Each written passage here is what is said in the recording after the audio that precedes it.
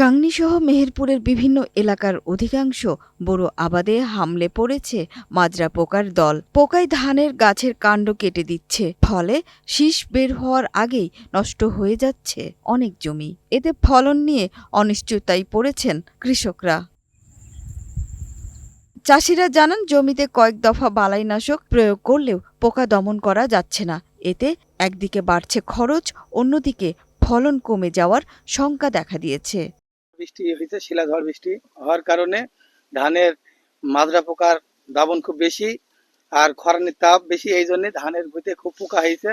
আপনার এই শীষ মাজরায় এই গোড়াই থেকে শীষে মাজাই থেকে মেরি দেওয়ার পরে ধানের ফলনশীল খুব কমের হারে হবে। পোকায় মারার পরে এতে তো যা আমাদের যে ক্ষয়ক্ষতি হয়েছে তাতে বিঘি থেকে 5 থেকে 7 মণ ধান কম হবে, অন্য বারের থেকেও 5-7 মণ ধান কম হবে। ধানের জমিতে অতিরিক্ত মাত্রায় রাসায়নিক সার ব্যবহার করলে পাতা মরে যাওয়ার পাশাপাশি মাজরা ও বিপিএইচ পোকার আক্রমণ বৃদ্ধি পায়। তাই কৃষকদের সুষম সার ব্যবহারের পরামর্শ দিচ্ছে উপজেলা কৃষি অফিস।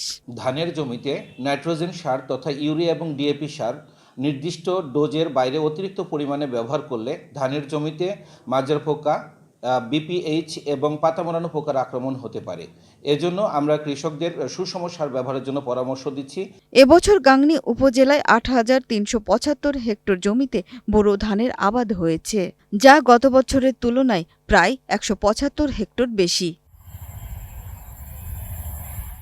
সুরাইয়া অনু, গ্রিন নিউজ ডেস্ক।